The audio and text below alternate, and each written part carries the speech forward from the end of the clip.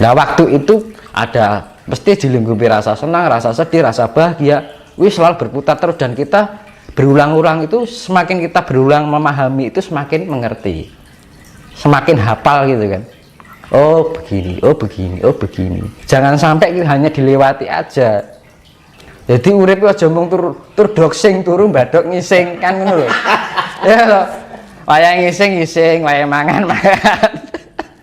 Lah ngono lho, ora beda karo ngene-ngenane kan ngono lho. Ibaratnya seperti itu. Kan. Kita itu manusia kan.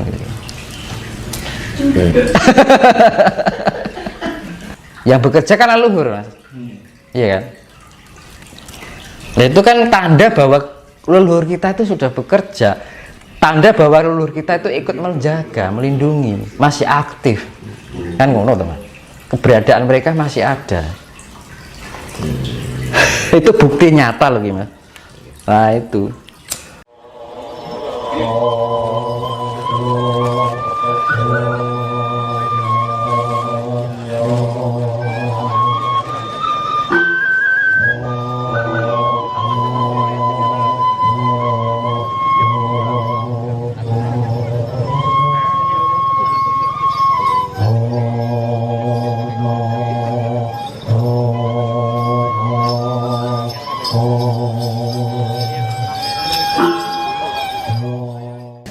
Mas, kapan hari itu kan ada pernyataan Ustadz bahwa Indonesia dijuluki Ibu Pertiwi, itu kan katanya nggak boleh, haram. Saya pengen tahu pandangan Mas Tinus sebagai selaku spiritual, yang dimaksud dengan Ibu Bumi atau Ibu Pertiwi itu seperti apa? Nah, bumi ini ibaratnya itu kan terdiri 4 unsur ya. Ya, ya. Lagi diri kita juga terbangun dari 4 unsur alam. Kayak gini. Orang yang berkata itu sudah lupa dengan asal usul, tidak mengerti dengan asal usulnya. Dia lu makan dari air, mandi dengan air. Air itu mewakili Tuhan, angin itu mewakili Tuhan, gitu loh. Dan sekarang kita kalau nggak ada Ibu Pertiwi, kita mau hidup di mana? Kan gitu loh.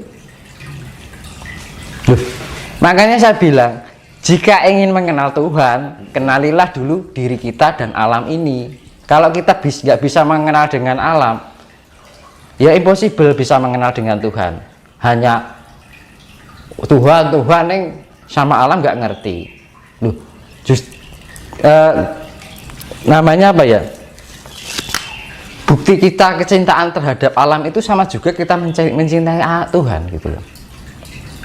Ya dengan alam aja nggak ngerti, bagaimana kita mengenal Tuhan.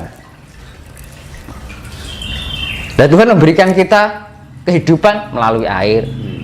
Tuhan memberikan kehidupan kita melalui angin, melalui api, melalui tanah. Nah kalau kita mencintai Bumi Pertiwi, lah urip ning angkasa wae kan ngono lho. Ya kan? Itu ibaratnya gitu. Gak usah hidup di bumi, yang gitu loh.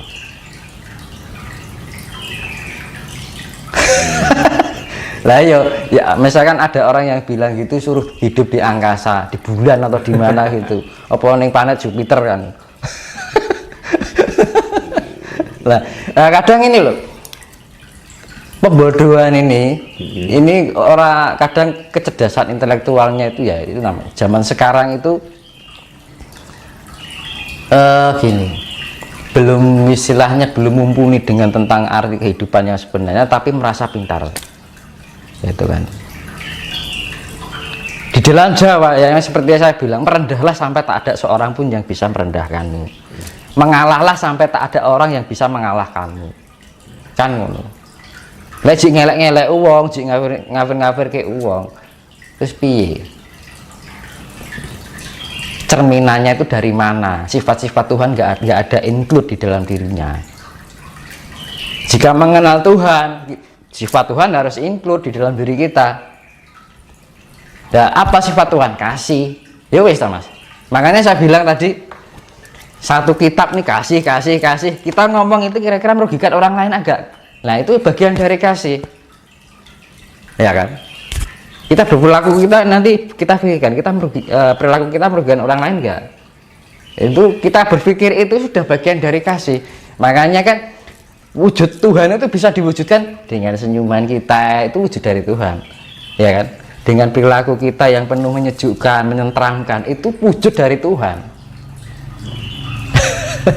Lah kalau kita berguru kemana misalkan sampai ke ujung langit, kalau kita nggak menemukan sifat-sifat Tuhan itu ya percuma mas, kan gitu. Loh kita di rumah aja lah, nggak usah kemana-mana, nggak usah pergi hutan, tengah hutan gitu gampangannya. Loh kalau kita nggak bisa mengenal arti kasih itu sendiri, sifat kasih itu tidak include di dalam diri perilaku kita, pikiran kita, ucapan kita, rasa kita, ya percuma itu loh. Sebenarnya hidup ajaran itu sederhana, yang penting sampai itu loh. Sing digoleki aku itu mas, apa mas? Tujuannya spirit itu lah mencari itu kan. Sing digoleki wong-wong kuwi sebenarnya itu tidak dicari, ya kita jalani. Makanya kan perjalanan adalah pelajaran butuh proses namanya waktu. Nah waktu itu ada mesti dilingkupi rasa senang, rasa sedih, rasa bahagia, wis selalu berputar terus, dan kita berulang-ulang itu semakin kita berulang memahami itu semakin mengerti, semakin hafal gitu kan. Oh begini, oh begini, oh begini. Jangan sampai hanya dilewati aja. Jadi urip aja mung tur doksing turu mbadok ngising kan ngono lho. Ya lho. Wayang ngising, wayang mangan. Lah ngono lho, ora beda karo ngene-ngonane kan ngono lho. Ibaratnya seperti itu kan. Kita itu manusia kan. Gini mas, kalau kita kembali berbicara tentang alam ya, bahwa kalau manusia itu bisa menyatu dengan alam, bahwa akan mendapatkan keistimewaan yang luar biasa. Bagaimana cara mendapatkan energi positif dari alam? Ya, itu tadi kita melatihnya dari dasar ya mas. Dasar dulu kita ada pendekatan dengan alam, penataan diri dulu, perenungan. Ya tadi kuncinya tadi hening, ya kan. Sering-sering kita berkomunikasi dengan diri kita sendiri di saat keheningan, kesendirian di malam hari. Kan enak kan kalau ngobrol di malam hari itu, ngobrol dengan diri kita maksudnya. Nah, itu nanti kalau kita ditelateni rajin dengan itu, nanti dengan sendirinya ada peningkatan tingkat kesadaran. Nah, tingkat kesadaran itu bisa membangkitkan energi dalam diri kita, termasuk mandi juga. Mandi itu kalau kita mandi, kita sadari setiap kita menyadari keberadaan alam, itu bisa meningkatkan energi di dalam diri kita. Mandi itu loh mas, sepele kan, mandi kita tiap hari mandi pagi sore. Apa pernah kita menyadari kehadiran air itu di dalam tubuh kita yang menghiraukan tubuh kita? Kadang-kadang kan sepele kan, orang nggak menghiraukan itu kan. Nah, makanya mulai sekarang yang mungkin bagi yang nonton ya, kalau mandi disadari, oh ini air ini, nah itu akan bisa membangkitkan energi. Makan, ketika makan ini kita sadari, kita makan, kita menghirup, kita sadari, ya kan. Kita mendapatkan cahaya, kita sadari. Ketika kita sering-sering menyadari keberadaan alam yang hadir di dalam diri hidup kita, ya nanti energi itu akan terbangun dengan sendirinya. Akhirnya ada peningkatan level indera. Level indera itu ada 5. Misalkan gini, indera ke-6 ya misalnya. Iya. 1, orang kalau misalkan pengenalan awal indera ke-6 pertama merasakan, ya kan. Terus dengan berapa proses pelajaran proses waktu pelajaran terus terulang-ulang ada peningkatan level, yaitu pertama tadian merasakan, kedua wujud dari sifat yang tidak nyata itu tadi. Kalau sudah sampai peningkatan wujud, komunikasi, jadi diolah terus itu berarti lama dan tidaknya itu tergantung kapasitas spesifikasi nih orang itu kan beda-beda. Kapasitasnya orang kan, kemampuan orang beda-beda, ada yang lama, ada yang cepat, tergantung genetika dari leluhurnya, juga DNA yang dia miliki, sifat-sifat yang dia miliki juga. Jadi pertama merasakan, kedua wujud, ketiga komunikasi. Komunikasi itu adalah bahasa rasa. Aku mengerti apa yang kamu rasakan, kamu merasakan apa yang aku rasakan. Ibaratnya bahasa malaikat. Pertama merasakan, wujud, komunikasi, ya kan? Kalau sudah komunikasi, kita bisa tahap di atas lagi adalah flashback. Kita mengenal masa lalu. Misalkan ini ada keris ini. Oh, ini keris itu dulu yang megang ini. Nah, itu flashback. Ya kan? Karena apa?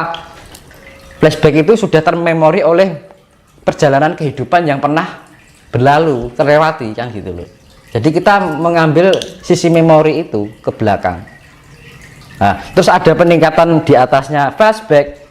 Paling atas adalah kawaskitan. Ngerti sak duruning winarah. Mulai wong Jawa ngatani waskita aji. Ngerti sak duruning winarah, mengerti sebelum sesuatu yang akan terjadi. Itu ada orang Jawa. Ya orang Jawa ngarani, orang Jawa bilang waskita. Orang yang waskita. Kan gitu. Orang yang mukti. Sakti dengan mukti kan beda. Kalau mukti ya ibaratnya waskita itu tadi.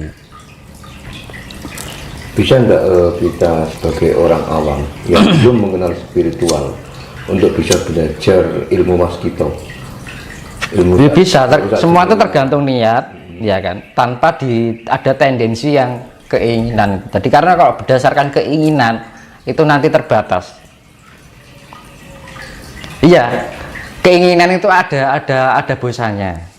Tapi kalau kita dilingkupi dengan rasa tanggung jawab dan penuh kepengabdian, kita menyadari bahwa hidup kita ada yang menghidupi, kita harus sadar diri, ya kan? Yang diperlukan kan kesadaran diri tuh. Semua kan kembali pada kesadaran diri. Jadi niat untuk ke jalan spiritual itu dilandasi dari kesadaran diri dulu. Kalau hanya sekedar ingin, ya wes, ingin itu pasti ada bosannya sesaat. Ataupun ikut-ikutan. Yang lain begini, aku ikut begini. Istilahnya roboh-roboh gedang. Jadi wancane ngalor melu ngalor, wancane idul melu idul, kan ngono lho. Nah.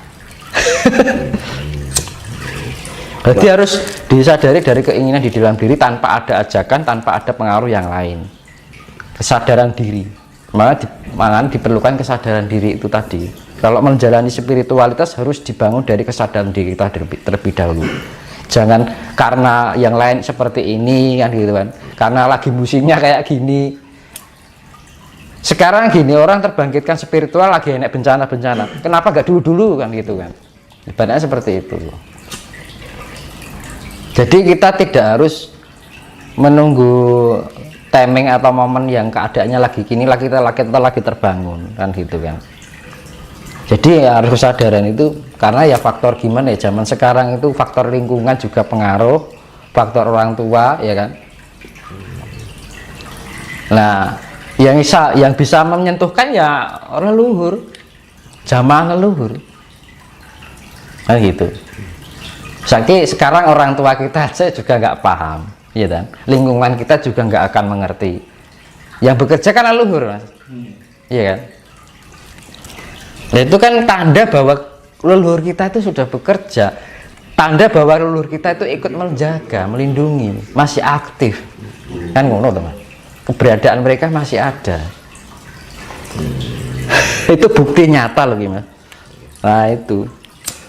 Terus gini mas, apakah hanya pelaku spiritual saja yang selamat dalam kehidupan dan kembali kepada Tuhan?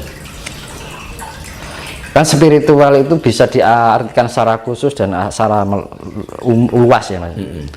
Kita menjalani, memahami kehidupan sehari-hari itu, jadi apa yang menjadi perjalanan kehidupan kita pahami itu bagian dari perjalanan spiritualitas, ya kan? Itu secara umum, ya kan? Itu ya bisa terselamatkan karena rasa rumongso gitu, mas.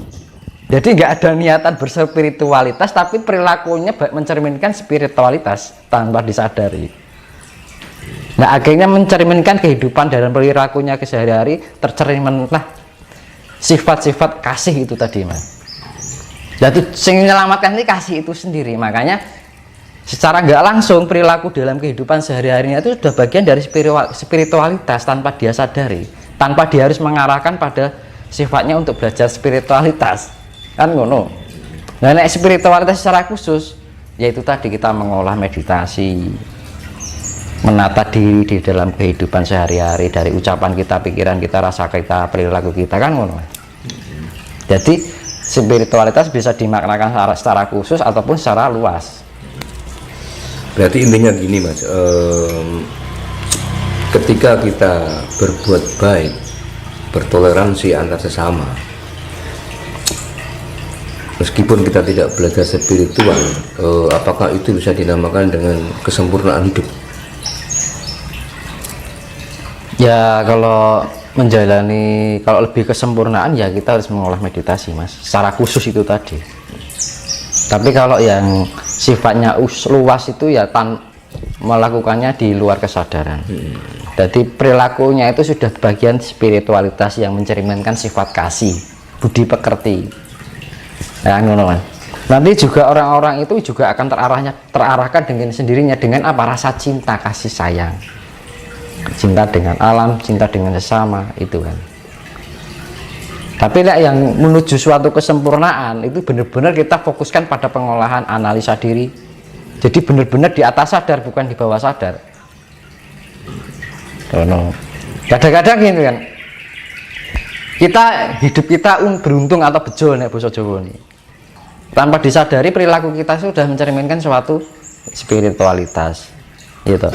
Alhamdulillah itu bejo, selamat gitu loh dari bencana atau apa gitu kan. Ini contohnya yang kayak di Semeru dulu, bapak siapa itu yang diselamatkan, mungkin perilakunya bagian dari spiritualitas di dalam kehidupan sehari-harinya, akhirnya apa? Terselamatkan kan itu.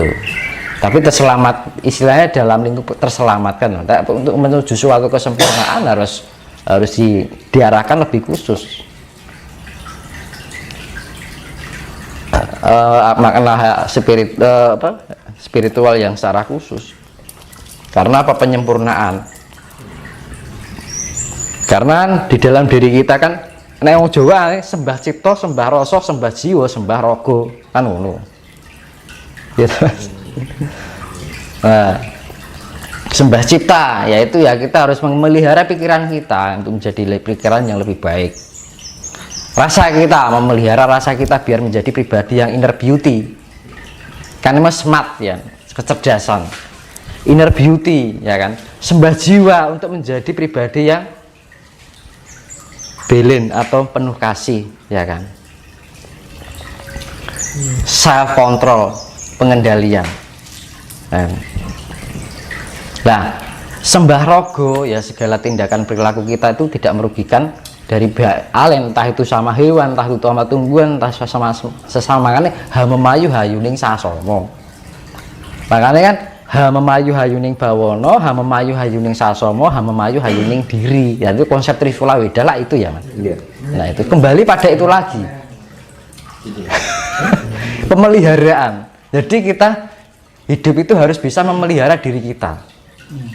Untuk mencapai tingkat kesempurnaan itu peliharalah pikiran kita, peliharalah ucapan kita, peliharalah rasa kita, peliharalah, karena pemeliharaan itu sifatnya hamemayu hayuning bawono, hamemayu hayuning sasomo, hamemayu hayuning diri. Nah itu yang namanya, makanya kan kalau yang ajaran yang kayak gini lebih condong ke Buddha. Ke Buddha mas? Iya, karena Buddha itu sifatnya pemeliharaan. Itu mas. Berarti intinya ajaran kejawen itu sama dengan ajaran Buddha. Justru orang dulu kita itu lebih murinya ke Buddha dulu. Muri ke Buddha. Iya. Bukan ke Hindunya. Buddha, lebih Buddha. Mas, ini ada salah satu pakar yang mengatakan bahwa akan muncul agama baru dan akan sebagai panutan orang dunia. Bagaimana pandangan Mas? Kalau saya pandangnya bukan agama, mas. Apa Mas? Tapi tuntunannya, Tuntunan. pedoman. Itu seperti apa Mas nanti prakteknya? Ya budi pekerti Mas. Budi pekerti yang sudah include di dalam sifat-sifat ajaran Jawa kan gitu. Itu tadi yang saya bilang, yang namanya budi pekerti itu kan budi kan perbuatan yang baik ya. Pekertian perilaku yaitu sifatnya kasih. Mau dengan ajaran apapun kalau kita tidak bisa menciptakan energi pancaran kasih sayang itu ya percuma Mas. Nah, jadi pada intinya itu pelajaran kehidupan itu nggak usah rumit, sederhana tapi bisa menghasilkan. Hasilnya apa? Kasih. Itu tuh. Kalau dunia ini sudah tercipta kasih kan ada damai teman. Nggak ada orang kericuan, nggak ada orang saling perselisihan, tidak ada orang saling membedakan. Otomatis kan kalau punya jiwa kasih kan tidak mau membedakan, tidak nanding sariro, ya kan? Membandingkan, nanding sariro kan membandingkan ini. Makanya kan kunci level kualitas diri yang pernah saya bilang itu tidak nanding sariro, tidak membanding-bandingkan dengan yang lain, ya kan? Tidak membeda-bedakan. Terus ngukur sariro, ya kita tidak mengukur aku seberapa, dia seberapa, dia si A si B seberapa, nggak mengukur bahwa semua itu adalah kesetaraan ciptaan Tuhan yang sama, adil itu kan. Dan terus tepo sariro, kita bisa lebih memahami yang lain, entah itu terhadap manusia, hewan, tumbuhan, dan semua ciptaan yang ada di alam semesta ini. Sifatnya pemeliharaan, memayu hayuning sasomo, ya kan. Terus mawas diri, ya kita harus bisa memelihara diri kita dari ucapan kita, pikiran kita, rasa kita, harus mempunyai keselarasan, keadilan di dalam diri kita, ya kan. Nah, bisa mengenal diri kita, akhirnya apa bisa mawas diri, akhirnya kita apa? Ngulat sariro, bisa memahami diri kita. Kita akhirnya menemukan jati diri kita, identitas. Ini loh, aku tuh sebenarnya seperti ini, kan gitu. Makanya kalau mawas diri, kita punya jerawat nih, kalau kita nggak nengok kaca kan nggak bisa toh Mas. Jerawat itu bentuknya kayak apa, segedenya seberapa. Makanya kan harus bercermin diri biar kita mengetahui diri kita kan. Itu mawas diri. Kalau kita sudah bisa melatih mawas diri itu, nanti akhirnya kita ketemu sedulur kita sejati yang diarani ngulat sariro. Mulat itu artinya melihat. Sariro diri kita sendiri. Kita sudah melihat diri kita, perwujudan diri kita sendiri. Ya artinya manunggal ya Mas. Tuh. Berarti intinya gini Mas, orang itu kalau sudah mengenal sedulur gaib yang ada pada diri manusia, berarti sudah manunggal dengan Tuhan. Ya, pasti. Jati diri. Jadi sudah merasakan keberadaan Tuhan itu di dalam diri kita. Oh ini loh. Karena gini. Di dalam tubuh manusia itu ada fisik dan non fisik. Nah itu wujudnya sama. Tidak ada manusia, tidak hanya manusia. Bumi ini juga punya non fisiknya.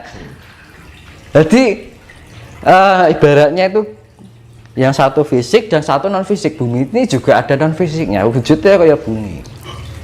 Kan ngono loh Mas. Jadi semua partikel Tuhan itu ada non fisik dan ada fisiknya. Nah itu, kalau kita sudah mengenal, kalau kita sudah memahami diri kita, ini toh keberadaan Tuhan itu seperti ini kan. Jadi mengenal kriteria Tuhan itu loh.